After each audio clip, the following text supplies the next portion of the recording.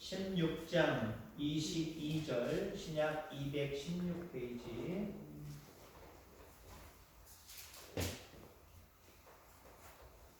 신약 216 사도행전 16장 22절로 26절 교독해서 읽겠습니다.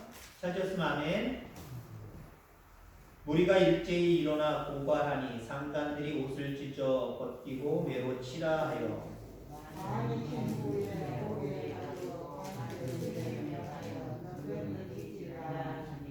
그가 이러한 명령을 받아 그들을 깊은 옥에 가두고 그 발을 착고에 든든히 채웠더니 한밤중에 바울과 실라가 기도하고 하나님을 찬송하며 죄수들이 듣더라. 이에 갑자기 큰 지진이 나서 옥토가 움직이고 문이 곧다 열리며 모든 사람의 메인 것이 다 벗어진지라. 아멘.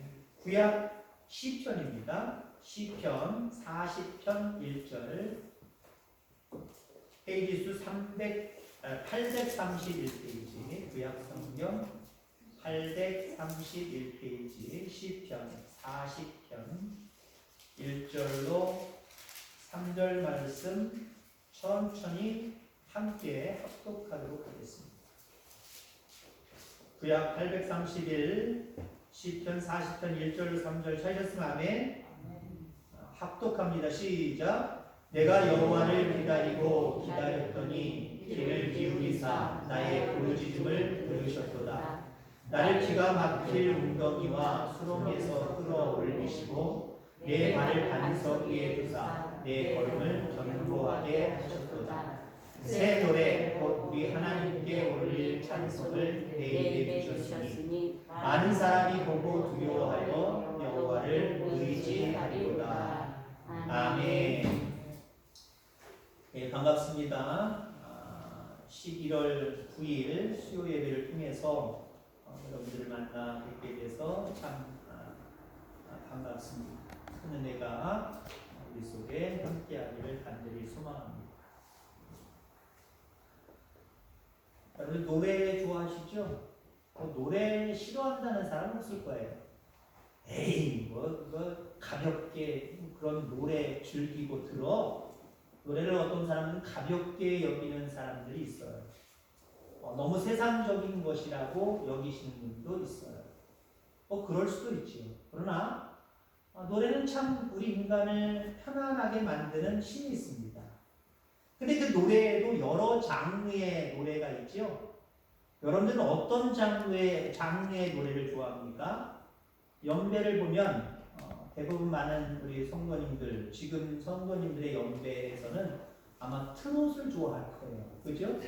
요즘 젊은 아이들이 이상하게 하는 랩이라든가 뭐 재즈라든가 락이라든가 이런 건 시끄러워. 아유 무슨 말인지 몰라.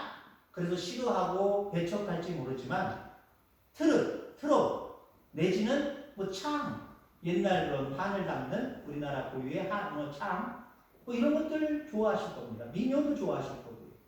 아무튼 다방면으로 음악의 장르가 있다라는 거지요. 자, 그런데 우리가 예수님을 구주로 영접한 다음에 그 다음에 여태까지 들어보지 못했던 또 다른 장르가 우리 속에 생겨납니다. 그게 뭐지요? 찬송입니다. 예수님을 만나지 못한 사람들은 그저 앞에 나열한 여러 장르의 노래들은 들어보거나 해봤고 즐기기도 하지만 찬송은 전혀 모를 거예요. 앞으로도 예수님을 영접하지 못한다고 한다면 그들은 찬송 없는 인생을 살다가 그냥 그렇게 죽을 수밖에 없는 불쌍한 영혼들이 될 거예요. 오늘 많은 노래 속에서 우리에게 또 다른 장르의 찬송을 하나님이 우리에게 주셨음을 감사하게 여기시길 바랍니다. 찬송은 하나님이 우리에게 주신 장르예요. 이 인간이 만들어낸 장르가 아니에요. 다른 종류의 음악들은 다 인간들이 나라라든지 민족이라든지 개인이라든지 만들어낸 거예요. 옛날에 랩이 어디 있어요? 랩이 뭔지 아십니까? 우리는 음률에 맞춰서 이렇게 노래를 찬양을 하잖아요. 노래를 하잖아요. 랩은 그냥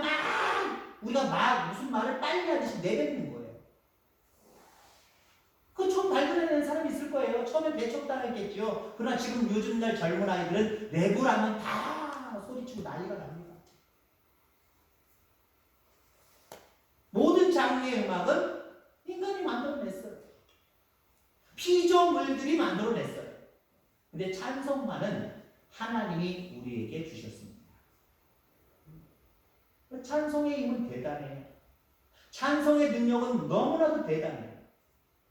그래서 우리는 늘 찬송하며 살아가는 삶을 살아가게 되기를 주의 이름으로 축원합니다. 아멘. 자, 우리는 이제는 선택적인 모습 속에 있습니다.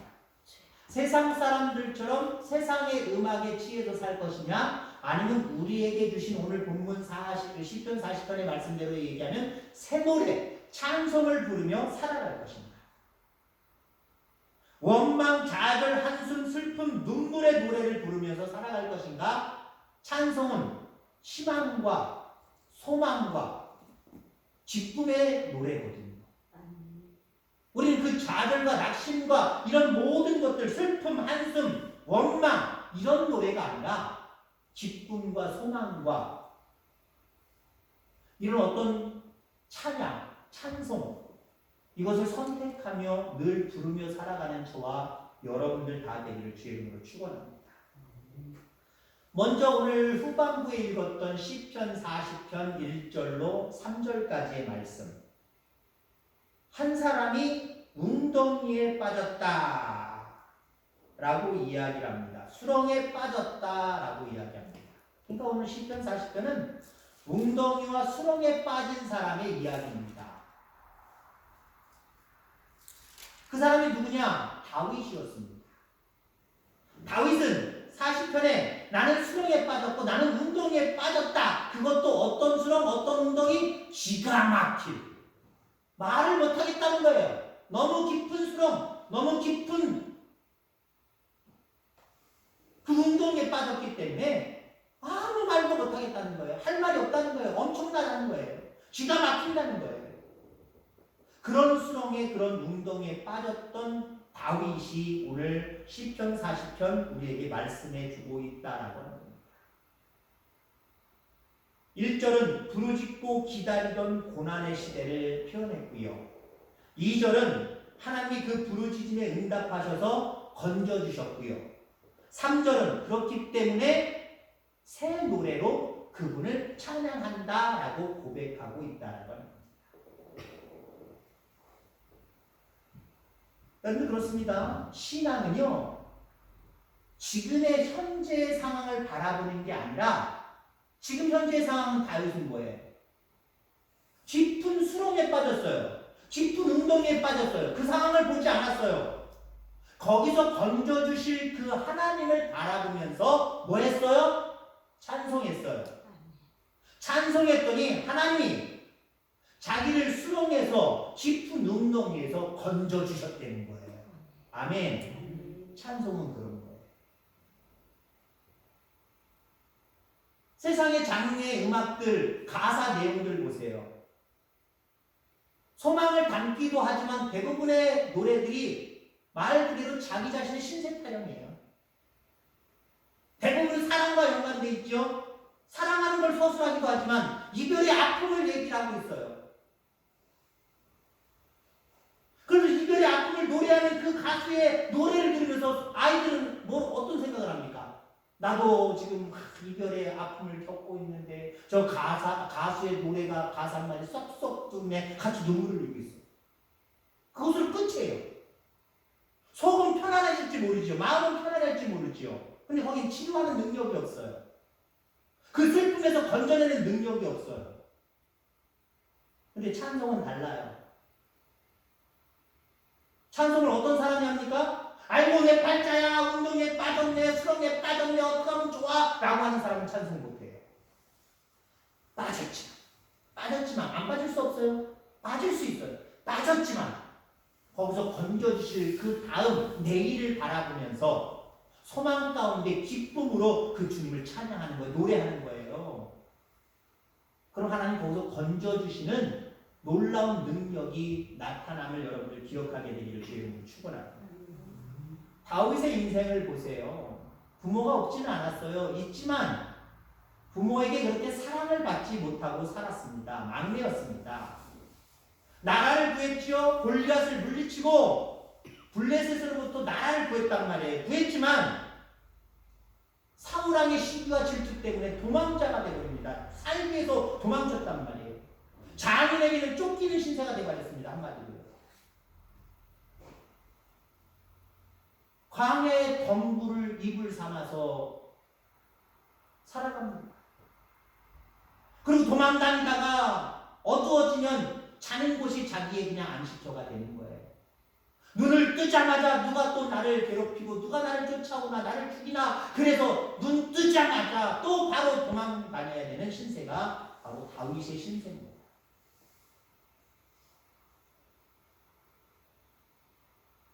블레셋에 들어가서 미친 사람 연기도 해야 겨우겨우 살아서 돌아올 수 있었고요.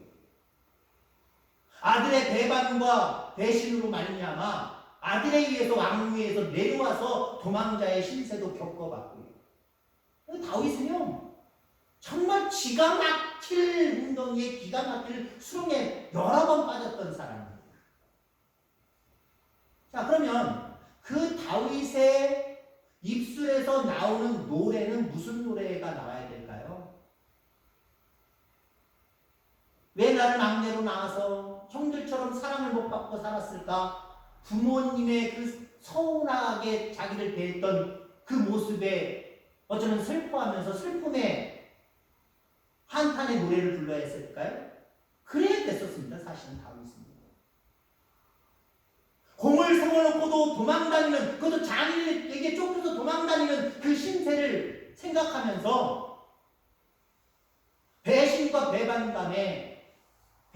배반의 노래를 불러야 되는 상황이 바로 다윗입니다. 자식을 키워놨더니 칼을 들이밀고 자기의 왕위 자리를 노리는 아들을 생각할 때에 하늘이 무너질 것 같은 그 엄청난 좌절과 낙심감, 배반감, 그걸 노래해야 되는 상황입니다. 그런데 다윗은요, 그걸 노래하지 않기로 작정을 해버렸어요. 그렇습니다. 믿지 않는 사람들은요, 그런 노래를 여전히 불러요. 살아가면서 고통당하고 아픔당하고 배신당하고 슬픔당하고 아프고 그런 상황이 되면요, 그런 노래를 불러요.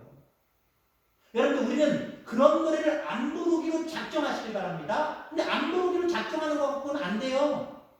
새 노래를 부르셔야 돼요. 그 모든 상황에서 건져주실 하나님을 찬양하는 새 노래를 불러야 돼요. 그럴 때 그 모든 상황에서 극복하게 하시고 이기시는 하나님의 능력을 체험하게 된다라고 하는 사실, 여러분 기억하게 되기를 주의 이름으로 축원합니다. 시편 40편 3절, 새 노래 곧 우리 하나님께 올릴 찬송을 내 입에 두셨으니. 아멘. 믿는 사람에게는요, 새 노래를 부를 그 입을 우리에게 두셨대요. 그래서 우리는 충분히 찬양할 수 있는 그 은혜를 입은 자들이에요.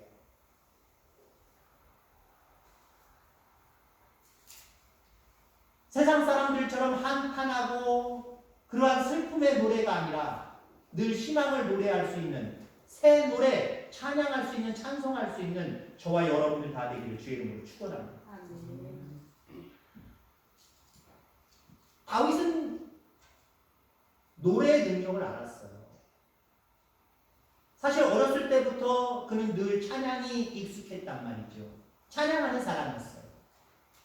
사울왕이 병들었을 때도 그 악기를 통해서 찬양할 때에 놀라운 것도 경험해 봤잖아요. 그러니까 다윗은 찬양의 능력이, 찬양의 힘이 얼마나 큰지를 알고 있는 사람이에요. 여러분, 믿는 우리는요, 찬양의 능력을 깨달아야 돼요.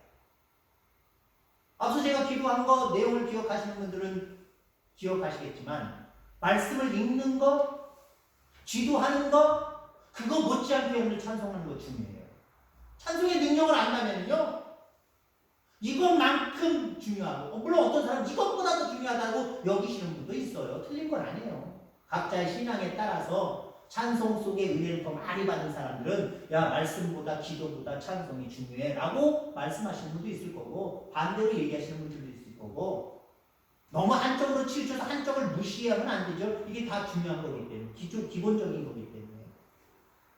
어찌됐든 간에 찬양의 중요성을 깨닫게 되길 바랍니다. 중요성을 깨달아야 찬양하는 삶을 살지요. 뭐 찬양이 뭐가 이렇게 중요해. 아유, 찬양 해도 되고, 해놓고, 안 해도 되고, 상관없어. 아유, 말씀만 많이 읽으면 되지. 아유, 기도 열심히 하면 되지. 물론 좋아요. 근데 찬양의 능력을 알아야 찬양하는 삶도 함께 중복해서 계속해서 감당할 수 있다는 겁니다. 세상에서 가장 아름다운 찬송은요, 웅덩이에 빠지고 수렁에 빠졌을 때 부르는 찬양. 나 기뻐요, 나 행복해요, 나 뭐든지 지금 통통하게 잘 됐어요. 그때 부르는 찬양과 하나님은 아름답게 보세요. 귀하게 보세요. 그 가지고 있는 것들을 빼앗기지 않도록 하나님이 지켜주실 줄 믿습니다. 그런데 아무것도 없는 수렁으로 빠졌고 웅덩이로 빠져있는 상태에서 찬송한다? 하나님은 더 귀하게 해요. 3절에 내가 찬송할 때 나를 힘들게 했던 사람들이 두려워한다라고 표현하고 있습니다. 많은 사람이 보고 두려워하여 누구를 두려워한다는 거예요? 물론 여호와를 두려워한다라고 하는 의미도 있지만 다윗을 두려워한다라고 하는 의미도 있어요. 왜 사람들이 다윗을 두려워할까요?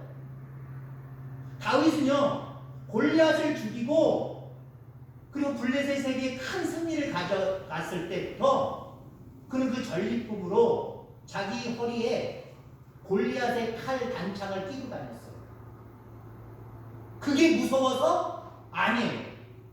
사람들이 다윗을 두려워했던 이유는요, 그는 찬송하는 사람이었기 때문에 그럽니다. 그렇습니다. 찬송하는 사람은요, 마귀도 건드리지 않아요. 찬송을 안 하니까, 찬송이 없으니까 마귀가 장난치고요, 마귀가 역사하는 거예요. 영도 그러는 거예요. 사람도 마찬가지예요. 찬송하는 사람의 그 모습 속에 사람들은요, 두려워하게 되었다. 변함없이 하나님께 새 노래로 찬양할 수 있는 저와 여러분들 다 되기를 주의 이름으로 축원합니다. 자, 두 번째 본문이죠. 사도행전 16장 22절로 26절.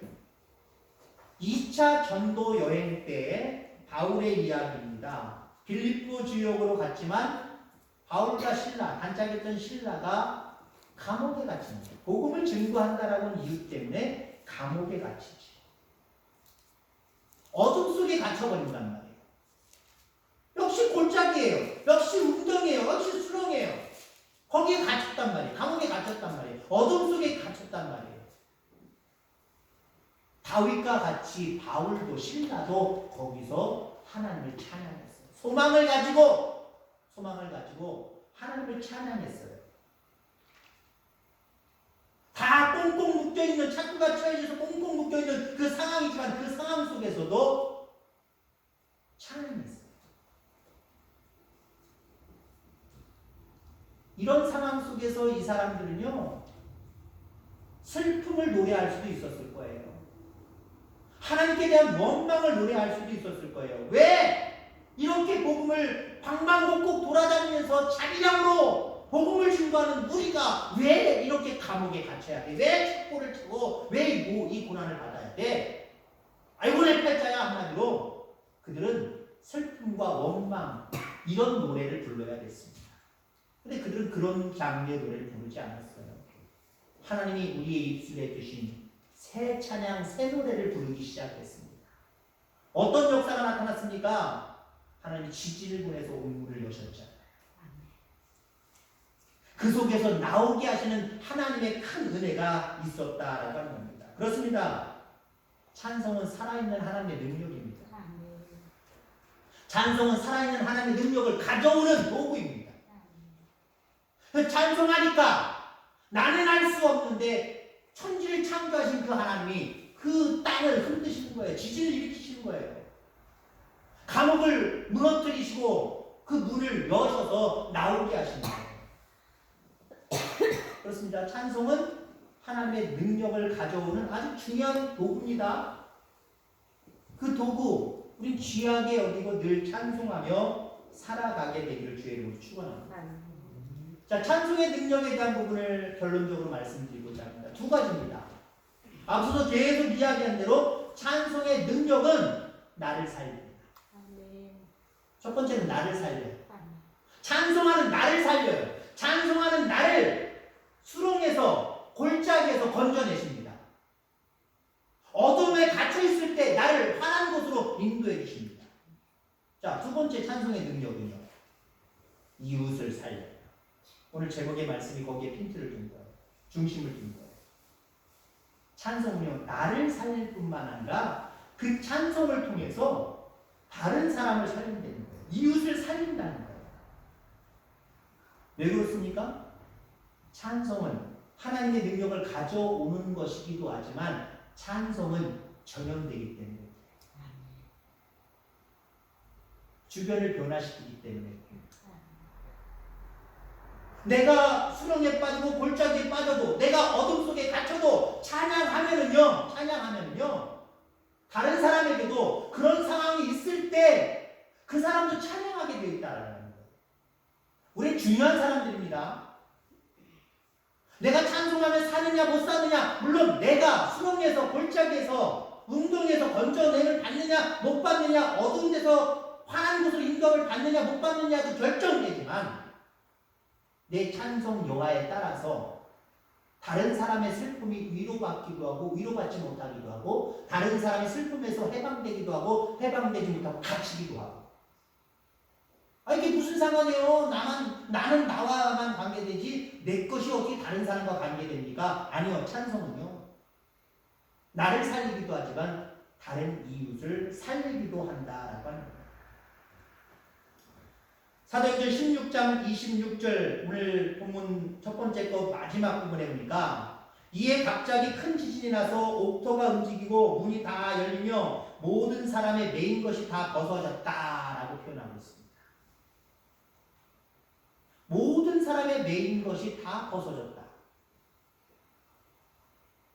물론 여기서 가정할 수 있는 것은 바울과 실라가 찬송하니까 옆에서도 찬송했다라고 할 수도 있지만, 찬송의 능력은 다른 사람이 또 찬송하게 만드는 것도 있지만 우리가 그렇게 가정할 수 없잖아요. 거기 찬송 안 하는 사람도 있었을 거예요. 저 사람들 뭐하고 있어? 오히려 소란스럽다고 뭐라 그러는 사람들이 있었을 거예요. 근데 거기 죽은 사람이 있다라고 얘기했잖아요. 바울과 실라가 옥문이 열려서 나올 수 있게 된 것처럼 다른 사람들도 다 그렇게 되었다라고 이야기를 했어요. 여러분, 주변에 안 믿는 특별히 가족들이 있으면, 여러분이 사랑하는 이웃들이 있으면 안타깝지요. 왜 안 믿나? 좀 예수님 믿고 교회 나오면 얼마나 좋을까? 구원받으면 얼마나 좋을까? 왜 근데 저렇게 말을 안 들을까? 그 사람들이 기도하세요. 그 사람이 듣도록 찬송하세요. 그럼 하나님이 그들을 어두운 죄악 가운데 내버려 두시지 않냐고 빛의 세계로, 구원의 세계로 이끌어내십니다. 그렇습니다. 찬송은 나를 살릴 뿐만 아니라 내 이웃을 살리기도 한다라고 합니다. 시편 119편 164절로 말씀을 결론 짓고자 합니다. 주의 의로운 규례들로 말미암아 내가 하루 7번씩 주를 찬양하나이다. 하루 7번씩 여러분 찬양하시기 바랍니다. 이 이야기는 하루라는 말이 뭐 그렇게 중요한 건 아니지만 아무튼 7번이라는 말이 더 강조점이 있는 거예요.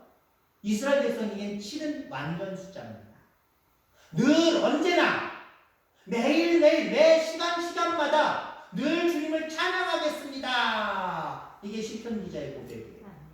여러분들의 고백이 되길 바랍니다. 그렇습니다. 하나님, 찬양은 나를 살릴 뿐만 아니라 나로 말미암아, 찬송하는 나로 말미암아 이웃도 살리게 되는 것을 믿습니다. 하나님, 나로 하여금 찬송하며 살게 하여 주옵소서.